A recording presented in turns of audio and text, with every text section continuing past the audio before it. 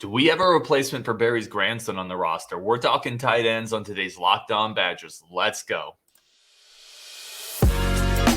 You are Locked On Badgers, your daily podcast on the Wisconsin Badgers. Part of the Locked On Podcast Network, your team every day. What is going on, everyone? My name is Ryan Herrings, your host of Locked On Badgers, and we are here to cover your team every single day. Can't tell you how much I appreciate everybody tuning in. However you found us, watching it on YouTube, listening on a podcast, thank you so much to do it. And we're going to jump into it. We're talking tight end preview, and we're going through all the positions before the season, get a really good feel of the roster, what we think of it. And with all the positional previews, right, we're starting off with the depth chart, who's left, who's gone, who's coming back, who's new, et cetera, et cetera. And let's get into it.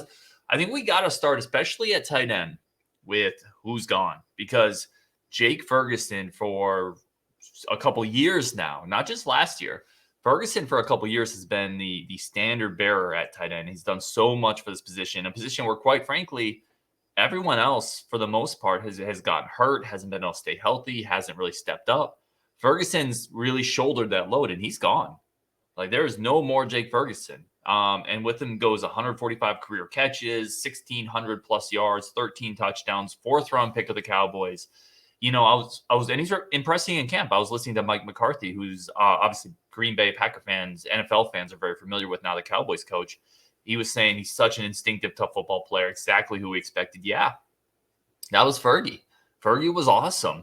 And he's a guy that, you know, Mertz was very reliant on last year, too much so, right? Way too much so, to the point where guys like Notre Dame, Penn State, people in their secondary, you know, they talked about knowing exactly where Wisconsin was going to go in the passing game, right? They were going to go to Ferguson, and that was really a detriment of Wisconsin last year. We were too predictable, and Ferguson was often the target of that predictability. But he was also really good, and he's gone. So let's talk about what's left. Kind of going in order of how I see the depth chart shaking out, what we've seen, what we've heard. I think from all reports, should be no surprise at this point, Clay Cundiff is the number one guy. He's a junior, you know, someone who had a bad injury last year. I think it was the Iowa game, and missed the rest of the year. He's talked about being full back, 100% back. His body feels great. He's making some plays in camp. He looks healthy. So Cundiff is your number one guy. And Cundiff is really kind of just an all-around tight end, right? That kind of prototypical, can block, and, you know, create some mismatches against tight ends, can get up the seam a little bit, tough physical player. He's a junior now, so his body's developed and matured a little bit. He's not a star, right? And I'm not trying to say that to take a shot across the bow there, but he's a good, solid number one tight end option, right? Someone that not a lot of returning production, you know, had a couple big plays last year. We saw him flash a little bit, you know, in the Notre Dame game. He was able to get behind the Notre Dame secondary on a little play action rollout from Mertz. You know, we saw him catch a touchdown in the Michigan game, but, you know, there's a lot. There's a lot that still needs to be proven there with Cundiff, but I think he's the number one guy. You know, Jack Eschenbach, who's a senior, is probably another receiving threat. You know, if the Badgers are going two tight ends, Eschenbach is a guy that could possibly make some plays happen in the receiving game. Former walk-on out of Wisconsin, you know, player who's 6'5", 6'6", pretty long frame. You know, can kind of go up in high point footballs.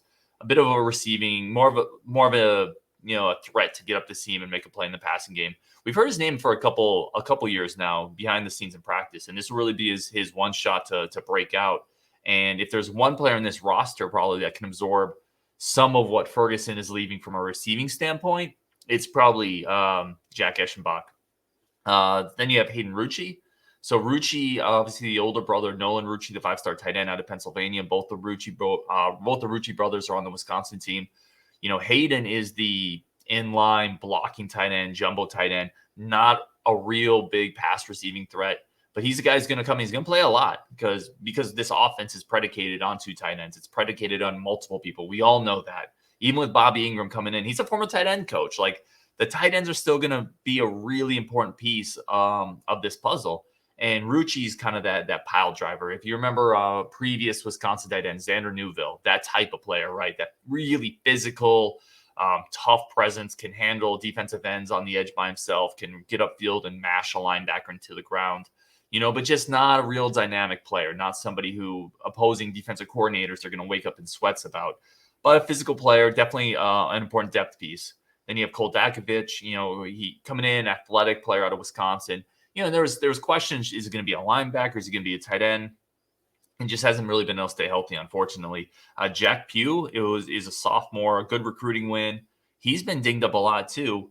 He's back in camp. He's practicing again, so that's really nice to see. Some tweets from the last open practice. Jack Pugh is running with the second team offense, so it's really good to see him out there. Definitely an important depth piece for this year. Cam Large was an injury early in fall camp, which is a real bummer because Large may have the largest. Sorry, that's terrible. But Cam Large may have the biggest upside among the tight end group on the roster, or at least one of them. Big time recruiting win, but pretty serious injury early in camp. I would assume he's gone for most of, if not all of the season, based on reports that we've seen, unfortunately. And then you have Jaylin Franklin, right? Jaylin Franklin is a guy that Badger fans are pretty well aware of. He came in as an outside linebacker, kind of an edge player, and really looked dynamic in very limited time, but looked like a guy who could be one of the next great Badger outside linebackers. And Wisconsin moved him to tight end. They were clearly trying to replicate kind of a Travis Beckham, a Lance Kendricks, kind of an explosive jumbo athlete, right? That could really threaten the seam, could take his strong safety and in the box safety and kind of leave him in the dust. Would be a nightmare for linebackers to cover. And for whatever reason, it's just not there. Like, it hasn't come together for Jaylin Franklin and the coaching staff at tight end. And that's a major bummer. I don't think this is the year it's going to happen. We haven't heard a lot of buzz. He's a senior. There's a lot of bodies in front of him. It just, there's a possibility, like there's a potential maybe you get him in a couple packages, like they have a couple plays where they can use his athleticism. But for the most part, it sounds like that ship's not going to come into port for whatever reason. So that's a bummer. And then the newcomer to the group, JT Seagreaves, last year's recruiting class. I like him a lot. Disclaimer, not for this year. He's not gonna come in and take the college football world by storm, the Big Ten by storm. But a 6'5" tight end, former basketball player, former hooper, really can go up and get it. Athletic. I like him a lot. If you're looking 2 or 3 years down the road, I think Seagreaves is a starter, and I think he's a potential. Not freaks, because he doesn't have the freakish speed, but he's a potential star tight end for the Badgers. I really, really like Seagreaves and his upside with his basketball background, his size, his hand-eye coordination, his ability to box out defenders. And he's someone who came to Wisconsin camp over the summer, last year, and the coaches loved him. And there's a really good track record for Wisconsin kids coming to camp and the Badgers coaching staff seeing them, liking them, offering them, getting them. They tend to be hardworking. They tend to pan out really well. So I'm very high on Seagreaves. I think he's a future star, but obviously not going to help this year. And that's the depth chart. Big shoes to fill with Ferguson. And quite frankly, not a lot of concrete answers. We're going to get into, in the next segment here, we're going to get into a little bit best case, worst case. And there's a pretty big gap between those two for this position, in my opinion. So definitely curious to see what you guys think about it. That's coming up next on Locked On Badgers. Best case, worst case, tight ends. Coming up, but first, today's show is brought to you by our friends at BetOnline.net. BetOnline.net is the easiest and fastest way to check in on all your betting needs. Find your favorite sports events at the #1 online source for lines, odds, and games. Also find reviews and news of every sporting league. This is a all-in-one site, betting news and sports news covering Major League Baseball, NFL, college basketball, NBA, NHL, combat sports, golf, even esports. Everything is on BetOnline.net. And it's a great source for online Vegas games as well, blackjack, roulette, all of that's there. Definitely do it responsibly, but it's also a fun spot for live in-game betting, futures. Again, we talk about futures all the time, Wisconsin over under 8.5, but also if you have a good feel for who's going to win the Heisman, who's going to win the SEC West, the ACC, who's going to, take the NL East in baseball, who's going to win the Western Conference in basketball. All of that is available at BetOnline. Great way to test your sports knowledge, have some fun with it, do it responsibly. Grab your phone, grab your mobile device, head to the website today. Learn more about the trends and actions. BetOnline, where the game starts. Thank you again, everybody, for making Locked On Badgers your first listen every day. Can't tell you how much I appreciate it as we continue to build this Badger community. A bunch of great content coming up. I also want to let everyone know, check out Ultimate College Football Preview. It's here. Okay, 7-episode preview with college football experts, local team experts, Odyssey college football insiders. It's everything you need to be ready for the college football season in one spot. We brought it all together for you. Search for Ultimate College Football Preview on your Odyssey app, YouTube, or wherever you get your podcasts. All right, let's keep going. Tight ends, right? That's why we're here. Best case, worst case, tight end position. I'm going to start worst case, right? Because I want to finish with the best case. But the worst case to me, I don't like. I told you this before. When I do worst case for a position, I don't want to go to injury because any position can be ravaged by injury. But for certain spots like running back, which we did, and like tight end, which we're doing now, you have to talk about injuries as a realistic worst case because all of these players have had injury questions. None of them have really been able to stay on the field or consistently perform, right? And that's a major question mark. When you're talking worst case, it's possible none of these players can be full-time starters and handle the shoulder the type of load that Ferguson did. And nobody's expecting these players to be Ferguson, but what Jake Ferguson did for this positional group the last couple of years especially is he shouldered all the load. So it didn't really matter if these other players, could consistently perform or if they could be the number one, the number two tight end, if they could stay healthy. Now those players need to. And quite frankly, we talked about it. We don't know if they can, right? Clay Cundiff coming off a major injury. Cole Dakovich can't stay healthy. Jack Pugh's been hurt a lot. Cam Large is already hurt, right? The worst case is these players can't stay on the field or because they haven't been able to stay on the field, they haven't developed the consistency. They haven't had enough reps to really be ready for those roles. This is an offense that's going to be really hampered. We know that if 2, 3, 4 tight ends can't be ready to roll on a given week. And we just don't know if that's there. So there's definitely a realistic scenario if we're looking worst case, Cundiff continues to be banged up or he's not even really that number one guy. Eschenbach isn't able to break out. Jaylin Franklin still can't find a role. Jack Pugh, Cole Dakovich can't get on the field. JT Seagreaves isn't ready for year one. And if those things start to align together, if those Lincoln logs of negativity start to stack, there's problems here, right? Because we don't have a solidified answer at tight end. We have a bunch of players who we liked in the recruiting process. I like Clay Cundiff. We have a bunch of players who we think could be good tight ends, but we don't know. And it's really the first time in several years where Wisconsin's at that spot, because Ferguson's been such a rock steady performer. Now we need these players to step up, and quite frankly, they may not, right? We don't know for sure. So to me, that's the worst case. One other thing I'd say worst case is, Chris Herring's coming over to coach tight ends.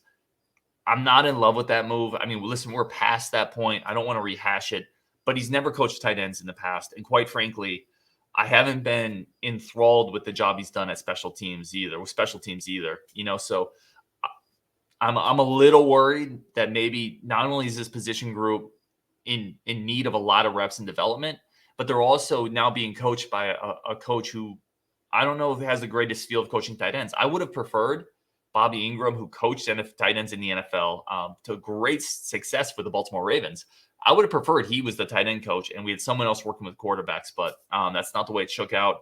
But again, if you want to talk worst case, it's not, infeasible that Chris Herring isn't a very good tight ends coach. And a lot of these players keep getting banged up. And the position is just a black hole this year. So that's worst case. Let's pivot. Let's get some sunshine in our lives. Best case for this spot. Well, I think the best case, again, we're talking realistic here, right? It's not realistic to expect Clay Cundiff to become Jake Ferguson, but best case is we get some relative luck here with injuries, which quite frankly, we haven't had. Wisconsin hasn't had at that spot. So, Cundiff, Eschenbach, Rucci, Jack Pugh, those guys stay healthy. And then I think best case is Cundiff solidifies his role as a really good, base tight end, a guy who can stress out linebackers, create some mismatches in the second level, in the first level, be a good, tough blocker, be that really steady tight end, kind of in the, if you look back at previous tight ends, kind of in like the Fumagalli role, maybe not as good as Fumagalli, but really that just steady all-purpose, every down tight end. I think Cundiff can be that guy. If he solidifies himself in that spot, it's a huge win for Wisconsin, and I think we'll be just fine. And then Eschenbach becomes kind of that secondary receiving threat, a guy that has really teased us with his potential. The coaching staff likes him. He's a guy that can make some red zone plays. If you get in the end zone or if you get down in the red zone, maybe go 2-3 tight ends with Rucci as the blocker, Eschenbach and Cundiff. And Eschenbach can be kind of a red zone weapon, right? Where, teams are going to have to crowd the box, bring in extra defensive linemen. You can get Eschenbach isolated on a linebacker. Eschenbach can go up over the top in the red zone. Big frame, long arms, athletic kid. So really, I think that's kind of your best case is you have Cundiff really stay healthy, really solidify himself as that first string tight end and really solid player. Eschenbach's a receiving threat. And then you have Rucci, who's also able to stay healthy. Again, that's reoccurring theme here at tight end, but it matters. The best availability or the best ability is availability. But if Rucci can stay healthy, it gives you that massive blocking tight end, a physical player that can control defensive ends, that can really do a lot of his own in the trenches. And then you have a couple receiving threats with Cundiff and Eschenbach. So, I think that's best case. They're not going to replace, as I said, Ferguson, but would it stun me if Cundiff has 20 catches? I think that's reasonable. Like 15 to 25 catches, I think is reasonable. Eschenbach maybe gets 10 to 15. So between those two, maybe you're getting 30 catches. That might be a little high considering there's a lot of receivers on this team, and it's obviously a team that doesn't throw a lot, but I think that's the best case. And I don't think it's completely unrealistic. Coming up on Locked On Badgers, we talk best case, worst case. Coming up on Locked On Badgers, we're going to grade the position. How does it grade out right now? And how does it grade out in the future? Both of these things are really fun to talk about. Always fun to look at a couple years down the road, what might be going on with Wisconsin Badgers position. So that's coming up next on Locked On Badgers. But first, a word from our sponsors. Thank you so much for listening to Locked On Badgers. Thank you again for making it one of your first listens every single day. I can't tell you how much I appreciate it. As we're going through the tight end position, leave a comment. Let me know. Let me know if you agree with the best case, worst case, if you think that my depth chart should have had another player in another spot. Let me know how you feel about the position. We always try to get those viewers, those listener comments into the show. At least once a month, I want to do a listener comment show. So that's coming up soon. So let us know. We'll chop it up. I love the discourse. If you disagree, I love that too. We'll get it all up on the show. We'll talk about it. All right, let's grade the position. So how do we feel about this positional group this year? So that's the first grade. I'm going C+. I don't know how you can go higher. And quite frankly, if someone wanted to make the argument to go lower, I could see it, right? Because there really just is no player here that you can look at and say, that's a foundational player, right? I know for sure what I'm getting out of that dude. Or I know for sure in this situation, I can rely on Hayden Rucci, or I can rely on Clay Cundiff. We just don't know. And again, we can all paint the optimistic picture, but if we're looking like right now, this is one of the, coming into a year, probably one of the more unsettled tight end positions that Wisconsin's had in a long time. There's no established bell cow, and there's just a ton of questions. And quite frankly, I don't think there's a person you look at right now where you really say that dude's a star. Like, that tight end is a great player. He's going to be a great player. I just don't think that guy's on the roster of it, unless it's Seagreaves. I think Seagreaves is a guy who, and we got to wait on him. Like, he's in the oven cooking. But he's the only guy. I think everyone else kind of has a ceiling as a solid player. And I don't think all those players are even going to reach that ceiling, quite frankly. And I'm just trying to be real. Like, I'm not trying to throw salt at anybody here, but I think that's just realistic. So I think it's kind of an average position right now with C+. I do think by the end of the year, if he stays healthy, I think Cundiff is going to establish himself as an above average starter in the Big Ten. I think he's going to be a really solid player. Again, not super dynamic, but a very solid player, someone that's going to be dependable, be good enough in the run game, and be able to attack some mismatches against linebackers. So I think Cundiff can get there. The rest of the players, I got to be honest, I don't have a great feel for any of them, except for Rucci. If Rucci's healthy, he's going to be a great blocking tight end, period. I have zero questions about that, but I don't really know if Jalen Franklin can give us anything this year. I don't know if Jack Pugh can give us anything this year. I don't know if Dakovich can give us anything. I think Cam Large is probably out most of the year. I think it's too early for JT Seagreaves, and is Eschenbach finally going to be a guy who makes consistent plays? I don't know. I just think it's a ton of questions, right? So for me, I think C+ for this year, which is averages, a little above averages, right? Like, so I don't think it's a black hole. I don't think it's going to be a terrible position, but I don't think it's going to be a strength that Wisconsin can lean on, that Bobby Ingram's going to be able to lean on. And as long as it's not a disaster, we'll be fine. Because I think the offensive line is going to be better. I think the running backs are great. I like the receivers a lot. I think Bobby Ingram's going to bring some new wrinkles to the offense. So as long as tight end is not a disaster, I think the offense will be fine. And that's where I'm at with our present day grade. Let's go future. How do we look at this position a couple years down the road, right? For me, it's a B. I'm going to go B. And a lot of that is based on, if we're thinking a couple years down the road, you still have Pugh for a couple years. I love JT Seagreaves, as I mentioned. I think he's a total potential star in the making, completely underrated. Again, former basketball player that's worked out really, really well for a lot of tight ends who used to be basketball players and have morphed into great tight ends. I'm not saying he's Antonio Gates, but I'm not saying he's not. No, he's not Antonio Gates, but he has the ability to really be a receiving threat. He's physical, he's athletic, and he hasn't really focused on football. That's the other thing. A lot of players that were multi-sport athletes in high school and really good ones, you get them into a college strength and conditioning program where they're just doing one thing. Like he's just focusing on football, and you can really see their physicality explode in that sport. Like their skills explode in that sport because he hasn't specialized, right? He's a lot of upside to get to still. Now, will he get there? I'm not sure, but I'm very high on him. And I think there's a couple other solid tight ends in the group. I would be a little higher on this group, quite frankly, except for this year's class. They have not been able to find a tight end yet. In the 2023 class, they've taken some shots, but they haven't been able to land one. So definitely something that's holding that grade back a little bit. I think this year is an important year to get a tight end. I know there's some fans who don't think we need one this year. I'm just telling you, looking at the depth of this position, looking at the lack of star power, I think you got to bring in a body. I think you got to try to find somebody because, quite frankly, I don't know who else is going to be Seagreaves' running mate at this position in a couple years. And that's saying if Seagreaves makes it, he may not. So I would get a tight end every year. I'd get a quarterback every year. I'd get a running back every year. I think those are all really important positions for Wisconsin. So I'm going to go C+ now. Looking forward into the future, I'm going to say it's a B. And that's the tight end preview. I want to really thank everyone again for listening to Locked On Badgers. We got a bunch more previews coming up. We're going to get to all the positions before the season. So a bunch more previews coming up for week 1. We're going to have really dive into Illinois State, get into that game. And really appreciate everyone listening. Until we talk next time on Wisconsin.